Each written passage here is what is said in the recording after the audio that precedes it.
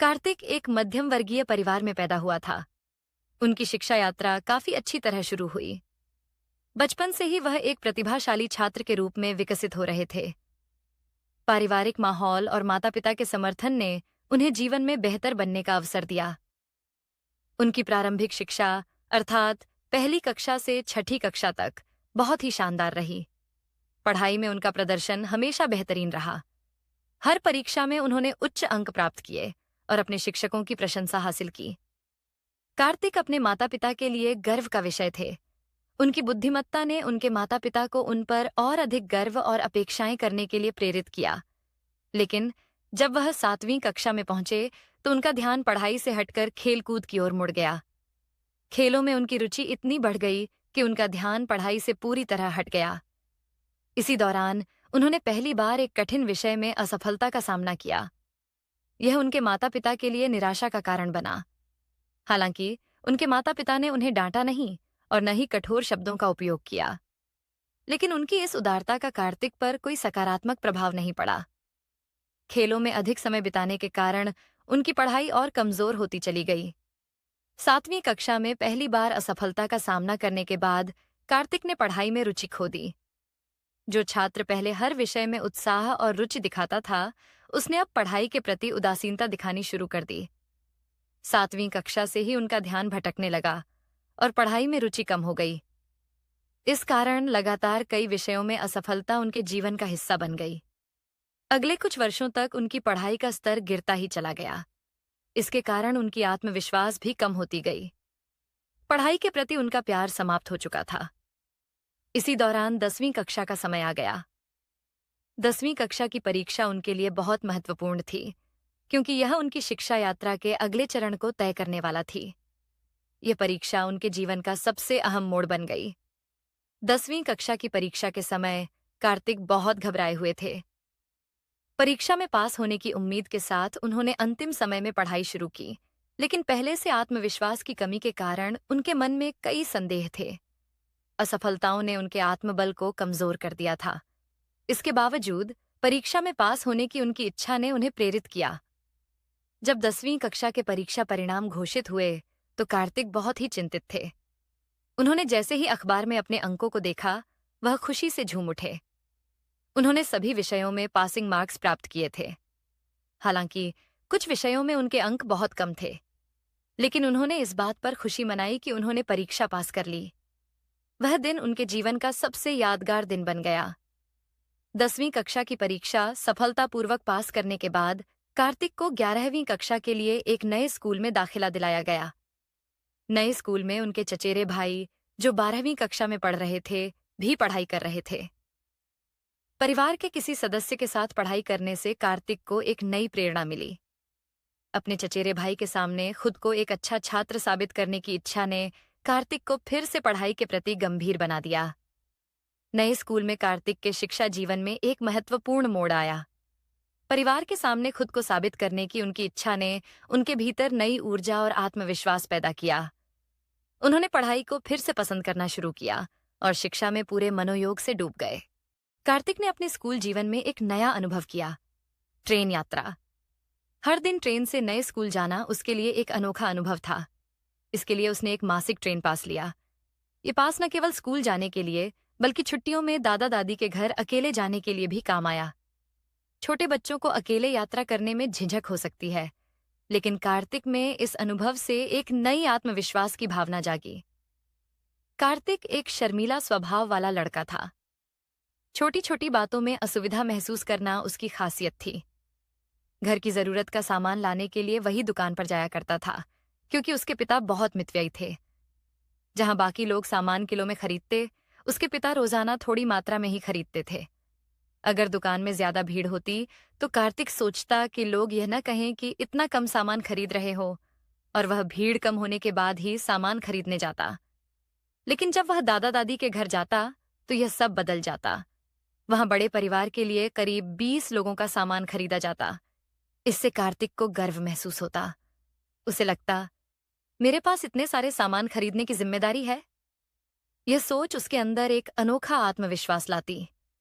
कार्तिक का शर्मीला स्वभाव, खास तौर पर क्रिकेट खेलने में, उसे काफी प्रभावित करता था। कार्तिक एक बेहतरीन क्रिकेट खिलाड़ी था। उसके दोस्त खेलते समय उसे टीम में शामिल किए बिना नहीं रह सकते थे। वहीं वह अपनी प्रतिभा दिखाता। दादा दादी के घर में भी जब वहां के दोस्त क्रिकेट खेलते तो वे कार्तिक को भी अपने साथ शामिल कर लेते। चाहे धूप कितनी भी तेज हो, वह बिना किसी परवाह के खेलता।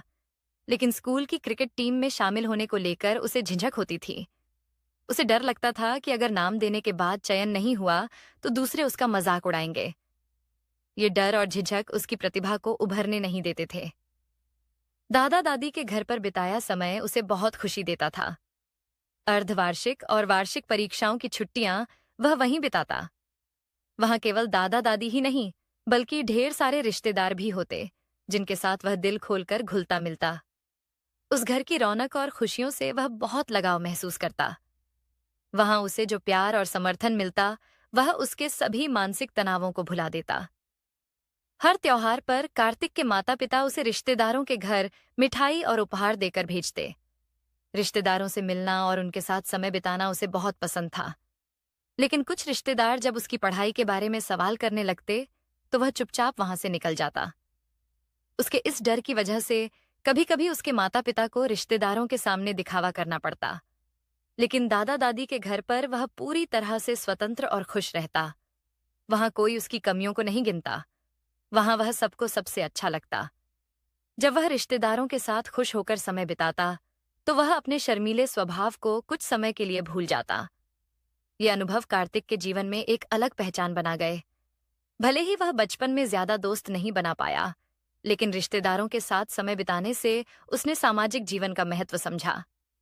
इसके अलावा उसने सीखा कि मौकों का कैसे उपयोग करना चाहिए और कब आत्मविश्वास के साथ काम करना चाहिए।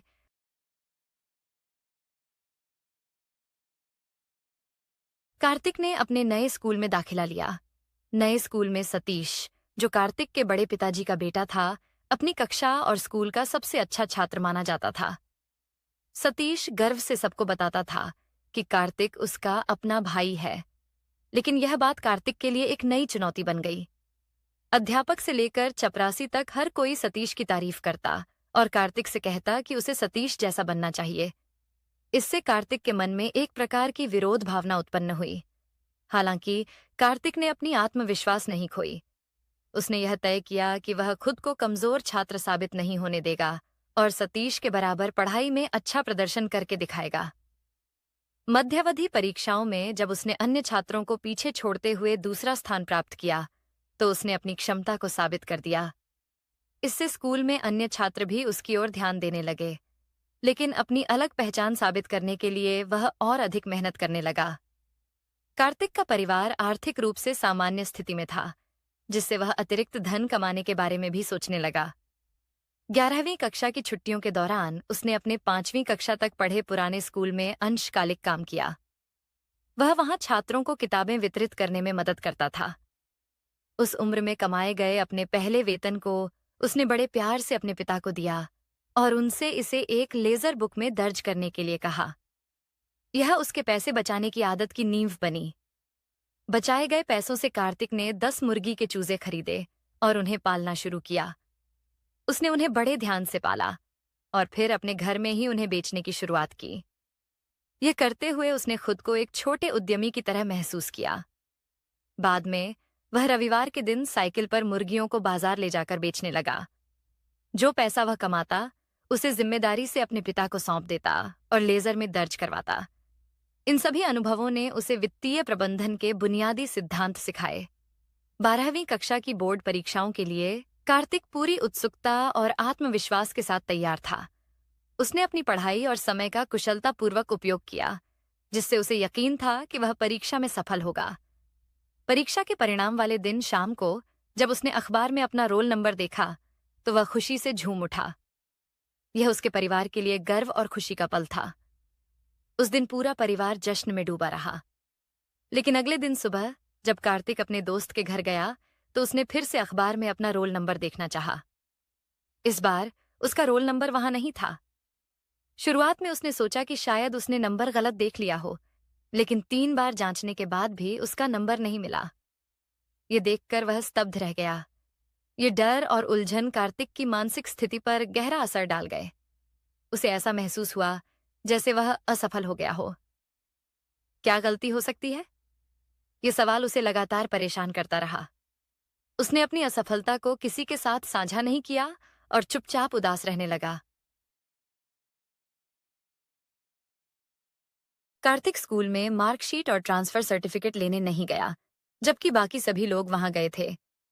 उसे यह शक था कि वह पास हुआ है या फेल।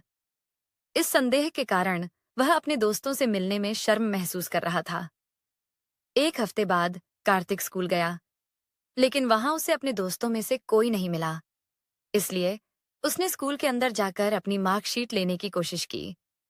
कार्तिक बहुत घबराया हुआ था और मन ही मन जितने भी भगवानों को जानता था, सबकी प्रार्थना कर रहा था। जब उसे अपनी मार्कशीट मिली तो उसने सबसे पहले देखा कि वह पास हो गया है। इससे वह थोड़ा शांत महसूस करने लगा।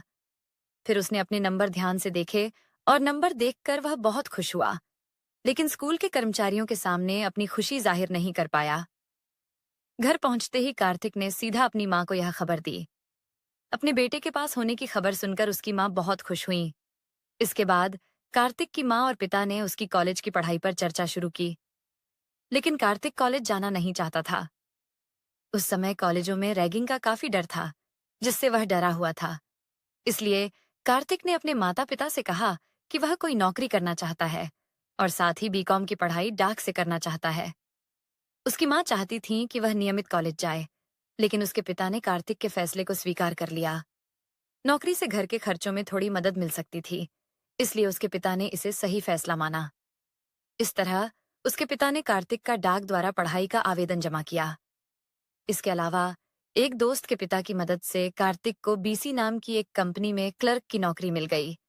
वहां उसे 300 रुपये महीना वेतन मिलता था। कार्तिक ने अपने पिता के साथ एक समझौता किया।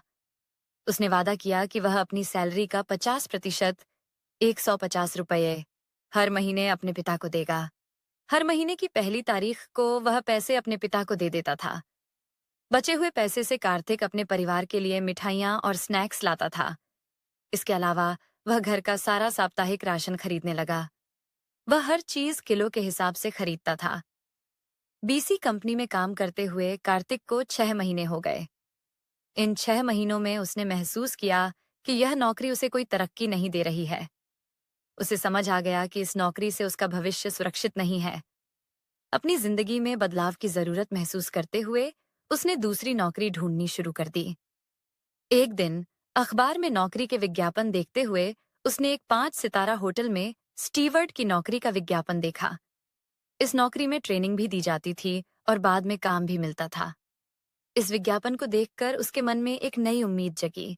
उसने सोचा, अगर मुझे यह नौकरी मिल जाए तो मेरी जिंदगी बदल सकती है। अपने परिवार की भी ज्यादा मदद कर पाऊंगा। कार्तिक ने अपनी यह बात अपने माता पिता को बताई और उनसे समर्थन मिला। इस मौके को पाने के लिए और अपनी जिंदगी को बेहतर बनाने के लिए कार्तिक ने 5 सितारा होटल की नौकरी के लिए आवेदन करना शुरू कर दिया। उसने इसे अपनी जिंदगी का एक बड़ा मोड़ माना। अब कार्तिक अपनी जिंदगी की नई राह पर आगे बढ़ने लगा। कार्तिक 5 स्टार होटल में वेटर की नौकरी करना चाहता था। कारण यह था कि होटल की महंगी सेवाओं के कारण उसके रिश्तेदार या दोस्त वहां आने की संभावना नहीं थी। इसलिए किसी को पता नहीं चलेगा कि वह वहां क्या काम कर रहा है। कार्तिक ने भारत के सबसे बड़े होटलों में से एक होटल कंटी में नौकरी के लिए आवेदन किया और उसे चुन लिया गया। कार्तिक अपने पहले दिन सुबह 10 बजे होटल पहुंचा। सुबह 10 से दोपहर 1 बजे तक ट्रेनिंग हुई। 25 लोगों के ट्रेनिंग बैच में कार्तिक भी शामिल था। उनकी ट्रेनिंग अवधि 1 महीने की घोषित की गई। दोपहर में होटल की कैंटीन में परोसे गए भोजन का स्वाद कार्तिक के लिए नया और बहुत खुशी देने वाला था। इसके बाद पूरे होटल का दौरा कराया गया। होटल की भव्यता और लग्जरी सुविधाएं देखकर कार्तिक चकित रह गया, क्योंकि उसने अपने जीवन में ऐसा ऐशो आराम कभी नहीं देखा था। उस दिन शाम को 1000 मेहमानों वाले एक शादी के आयोजन में कार्तिक को काम पर लगाया गया। ये कार्यक्रम रात 12 बजे समाप्त हुआ। इसके बाद बचे हुए भोजन को मेहमानों को परोसने के बाद स्टाफ को भी वही भोजन खाने की अनुमति दी गई। लंबे समय तक काम करने के कारण अगले दिन की छुट्टी घोषित की गई, जिससे कार्तिक बहुत खुश हुआ। कार्तिक ने अपनी ट्रेनिंग आसानी से पूरी कर ली। ट्रेनिंग खत्म होने के बाद उसे फंक्शन हॉल में काम करने के लिए नियुक्त किया गया, जहां बड़े स्तर पर आयोजन होते थे। ट्रेनिंग के समय कार्तिक की नरेंद्र, आकाश और जोसेफ के साथ गहरी दोस्ती हो गई। होटल की कैंटीन में मिलने वाला खाना उसके लिए रोजाना एक दावत जैसा था। ट्रेनिंग के दौरान उसे वेतन के साथ साथ महीने में 2 बार टिप्स भी मिलने लगीं। चूंकि टिप्स उसके वेतन से अधिक थीं, उसने अपने खर्चे बढ़ा लिए। 6 महीनों के भीतर उसने घर के लिए एक नया कलर टीवी, फ्रिज और वीडियो प्लेयर खरीद लिया। दूसरी ओर होटल के दोस्तों के साथ मेलजोल बढ़ने से कार्तिक गलत आदतों का शिकार हो गया। उसके पड़ोसी कार्तिक की छुट्टियों के बारे में जानते थे, क्योंकि उसके क्रिकेट दोस्त सुबह से ही उसके घर के बाहर कतार में खड़े रहते थे। क्रिकेट दोस्तों के साथ कार्तिक हमेशा एक अनुशासित और अच्छा इंसान लगता था। सप्ताहांत में कम से कम 10 दोस्तों का ग्रुप रेस्तरां में स्वादिष्ट खाना खाता, फिर एक फिल्म देखता और शाम को समुद्र तट या मेले में जाकर समय बिताता। फिल्म बॉयज के आने से पहले ही कार्तिक और उसका ग्रुप उस फिल्म के लगभग 80% दृश्यों जैसा ही व्यवहार करता था। हालांकि कार्तिक शराब पीने और सिगरेट पीने की आदतों का शिकार था, लेकिन अपने क्रिकेट दोस्तों के सामने वह हमेशा एक अच्छे लड़के जैसा दिखता था। लेकिन इन दोस्तों के साथ हुए सभी खर्च कार्तिक ही उठाता था। इस वजह से वह हर हफ्ते अपने दोस्तों के साथ समय बिताकर रात 11 बजे घर लौटता था। इस तरह कार्तिक ने अपनी जिंदगी को होटल दोस्तों और क्रिकेट दोस्तों के साथ अलग अलग तरीके से बांट रखा था।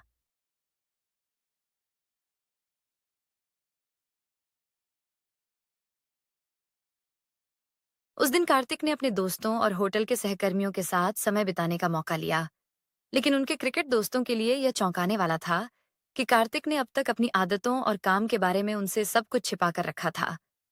ये छुट्टी कार्तिक के लिए खास बन गई। ये उनके जीवन में नई ऊर्जा भरने वाला दिन साबित हुआ। ये दिन यादगार इसलिए भी थे क्योंकि उनके दोस्त मिलकर होटल के खर्च और मनोरंजन को साझा करते थे। ये कार्तिक की जिंदगी में खुशी और संतोष लाने वाली गहरी दोस्ती का प्रतीक बन गया। कार्तिक ने होटल कैंडील में काम करते हुए 1 साल पूरा कर लिया। उनकी मेहनत और समर्पण को देखकर उन्हें होटल के रेस्तरां सेक्शन की जिम्मेदारी दी गई। यह उनके कौशल का प्रमाण था। एक दिन रेनी इंटरनेशनल होटल चेन के जनरल मैनेजर, जीएम, जो एक प्रसिद्ध होटल समूह के प्रमुख थे, होटल कैंडील आए। वह एक नया होटल खोलने की योजना बना रहे थे और अस्थायी रूप से वहां रुके थे। उस दिन होटल में काफी भीड़ थी, लेकिन कार्तिक ने अपना काम पूरी निष्ठा से किया। भारी काम के बावजूद उन्होंने जीएम का पूरा ध्यान रखा। उनकी सेवा और पेशेवर रवैये से जीएम बहुत प्रभावित हुए। होटल छोड़ने से पहले जीएम ने कार्तिक का पता मांगा, जो यह दिखाता था कि जीएम को कार्तिक पर विशेष भरोसा था। उन दिनों फोन भी एक दुर्लभ सुविधा थी। अगले दिन सुबह कार्तिक हैरान रह गए जब रेनी जीएम के ड्राइवर ने उनके घर आकर उन्हें जीएम से मिलने बुलाया। जब कार्तिक जीएम से मिलने गए तो उन्होंने उन्हें रेनी होटल में काम करने का एक बड़ा अवसर दिया। ये कोई साधारण नौकरी नहीं थी। उनका वेतन उनके वर्तमान वेतन से 2 गुना था। जीएम ने यह भी कहा कि कार्तिक अपने दोस्तों को भी रेनी होटल में काम पर ला सकते हैं। यह कार्तिक के लिए गर्व का क्षण था। उन्होंने यह नया काम स्वीकार किया और धीरे धीरे अपने दोस्तों को भी रेनी होटल में शामिल किया। ये खबर होटल कैंडील में तेजी से फैल गई। कई कर्मचारी अब रेनी होटल में काम पाने के लिए कार्तिक से सिफारिश मांगने लगे। नई नौकरी और अधिक वेतन ने कार्तिक की जिंदगी को और बेहतर बना दिया। उन्होंने अपनी पहली सेकंड हैंड बाइक खरीदी। ये बाइक न केवल उनकी जरूरतें पूरी करती थी, बल्कि उनकी आजादी और नए अनुभवों का प्रतीक भी बनी। साप्ताहिक छुट्टियों में वह अपने दोस्तों के साथ बाइक पर पूरे शहर का चक्कर लगाते। हालांकि कार्तिक ने अपनी जिंदगी में काफी तरक्की कर ली थी, लेकिन उन्होंने महसूस किया कि अगर उन्हें प्रबंधन के क्षेत्र में और ऊंचा जाना है तो उन्हें अतिरिक्त शिक्षा की जरूरत है। इसके लिए उन्होंने 1 साल का फूड क्राफ्ट कोर्स ज्वाइन किया। सुबह वह पढ़ाई करते और शाम को काम और अपनी दिनचर्या को संतुलित रखते। होटल में पहले से काम करने के अनुभव ने उन्हें अपने क्लास में सबसे अच्छा छात्र बना दिया। कोर्स में आने वाले सभी प्रैक्टिकल एक्सरसाइज कार्तिक के नेतृत्व में ही होती थीं। कार्तिक की टीचर, आशा के प्रेमी वेंकी रेनी होटल में काम करते थे। कार्तिक ने इन दोनों के बीच संदेशवाहक की भूमिका निभाई।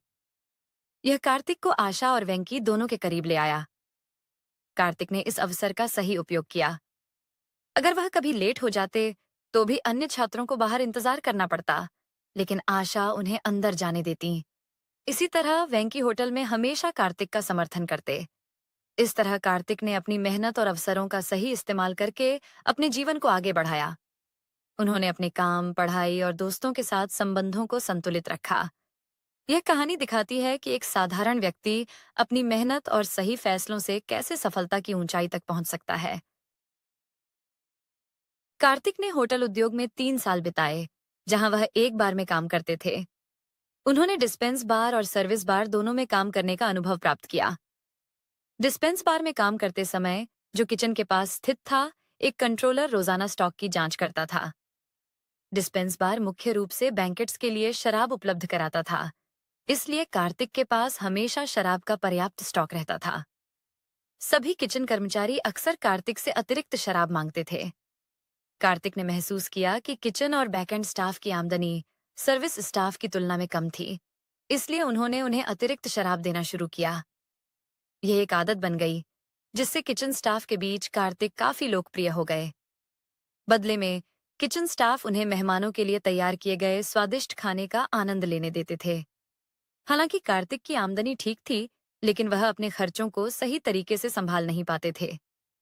कभी कभी वह अपने दोस्तों के साथ बहुत ज्यादा खर्च कर देते थे।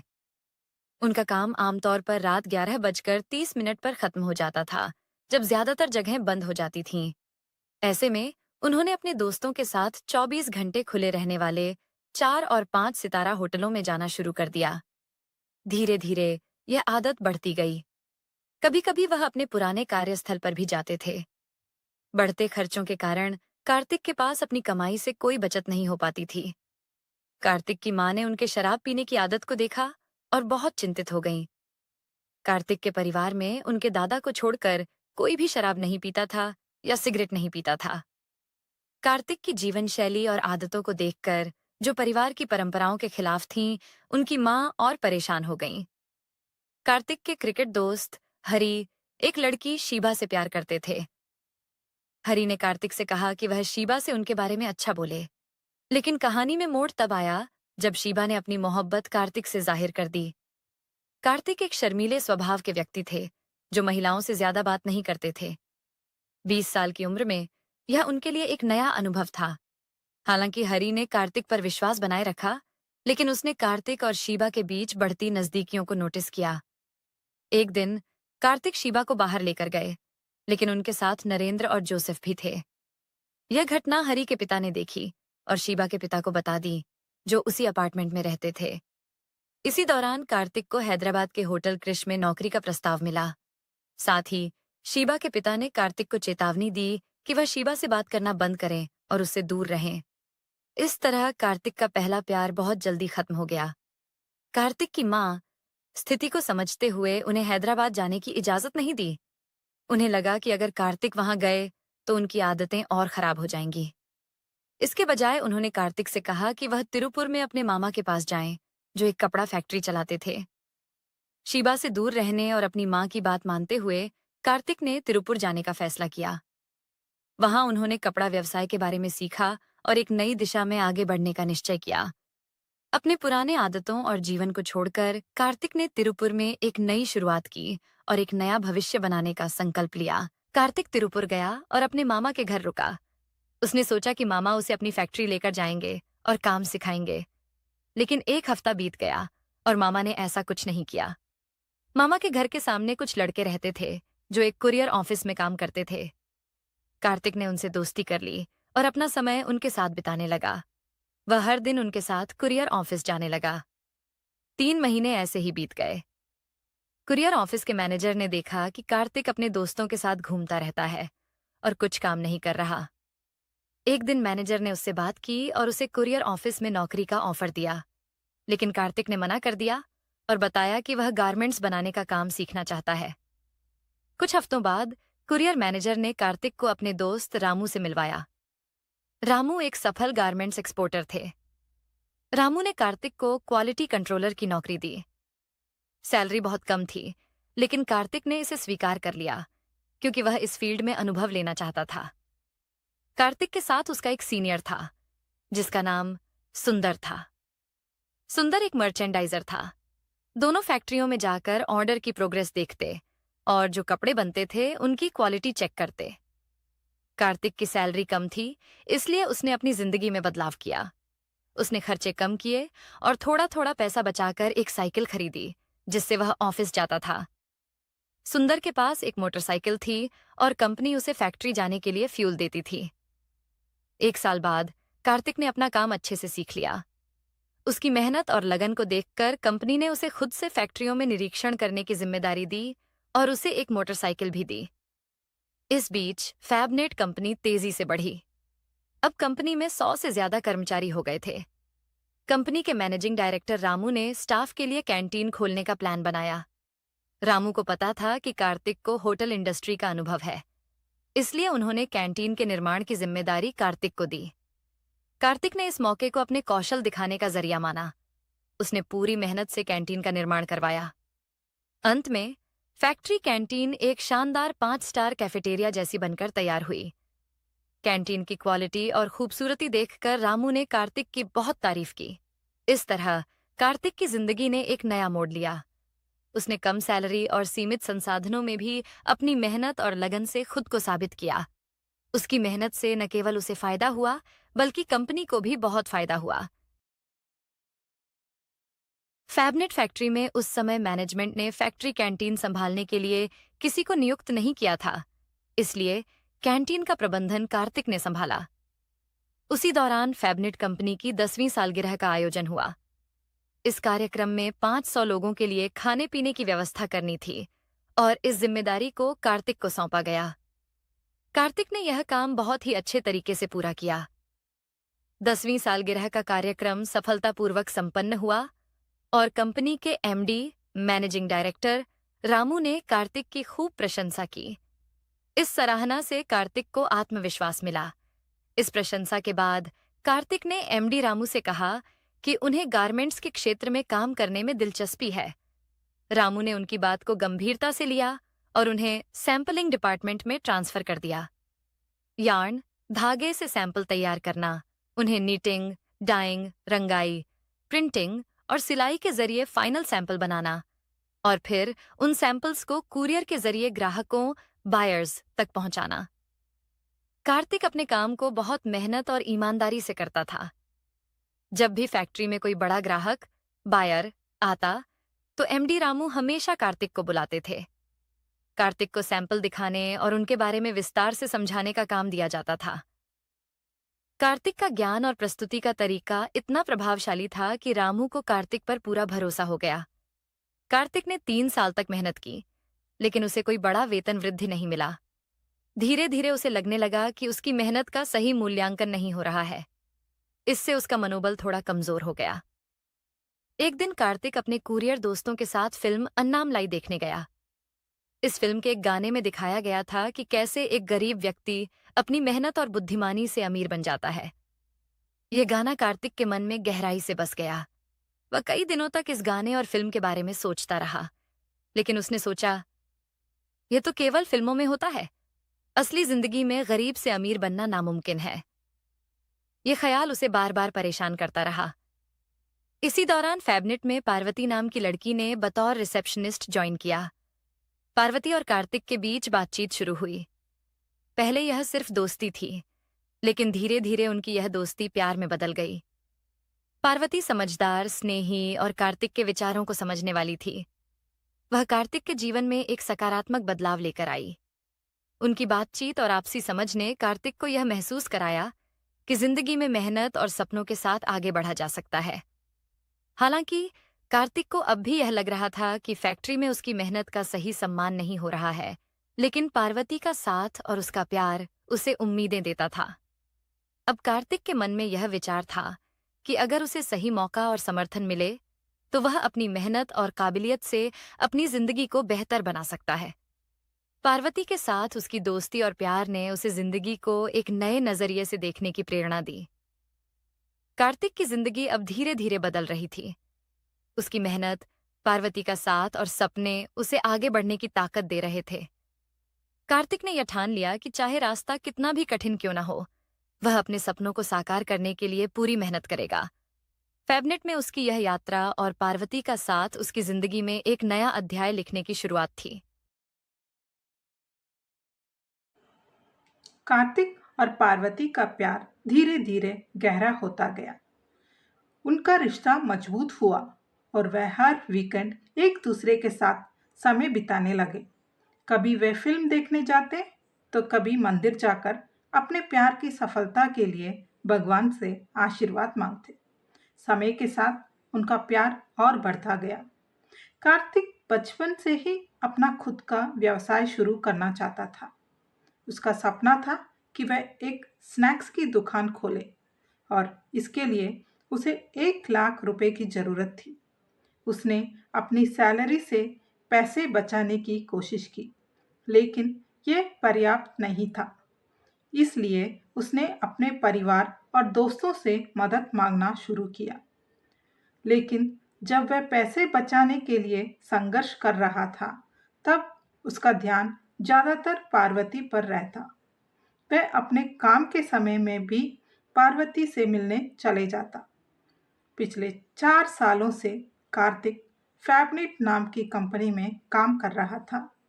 इन 4 सालों में उसने टेक्सटाइल मैन्युफैक्चरिंग इंडस्ट्री में अच्छा अनुभव हासिल किया, लेकिन उसकी सैलरी में ज़्यादा बढ़ोतरी नहीं हुई।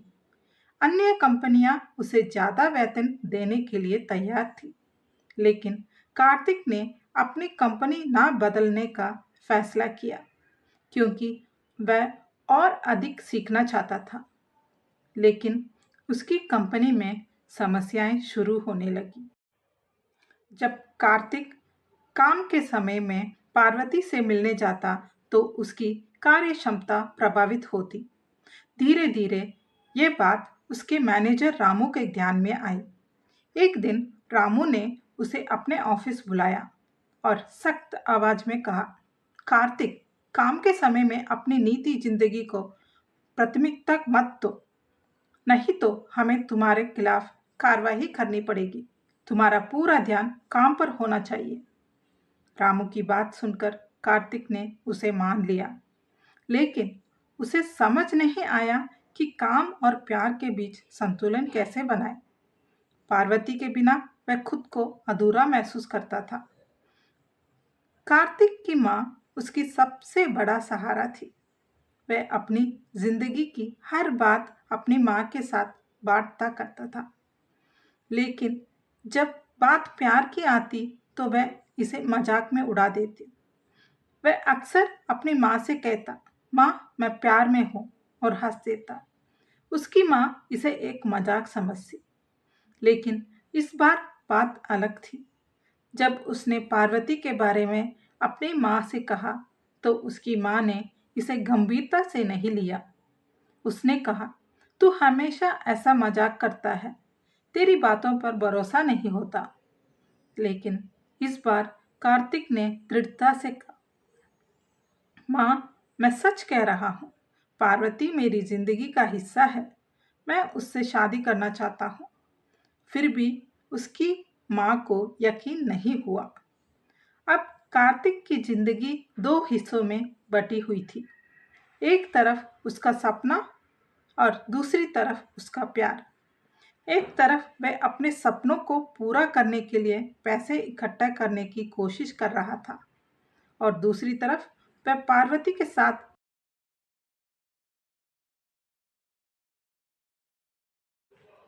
पार्वती ने भी उसकी परेशानियों को समझा और उसे प्रोत्साहित किया। उसने कहा, तुम्हारा सपना तुम्हारे लिए बहुत महत्वपूर्ण है, तुम्हें इसे पूरा करना चाहिए, मैं हमेशा तुम्हारे साथ हूँ। कार्तिक ने फैसला किया कि वह अपने काम और प्यार के बीच संतुलन बनाएगा। उसने पार्वती से कहा, मैं अपने सपने को पूरा करने के लिए मेहनत करूंगा, लेकिन तुम्हारे बिना मैं अपनी जिंदगी की कल्पना भी नहीं कर सकता। हमें साथ मिलकर अपना भविष्य सुंदर बनाना होगा। कार्तिक और पार्वती का रिश्ता सिर्फ प्यार नहीं, बल्कि संघर्ष और सपनों का संगम भी था। कार्तिक अपनी जिंदगी के लक्ष्यों को हासिल करने के लिए कड़ी मेहनत कर रहा था और पार्वती हर कदम पर उसका साथ दे रही थी। क्या कार्तिक अपने सपनों को पूरा कर पाएगा? क्या उसकी माँ उसके प्यार को स्वीकार करेगी? क्या वह काम और प्यार के बीच संतुलन बना पाएगा? इन सवालों का जवाब तो समय ही देगा।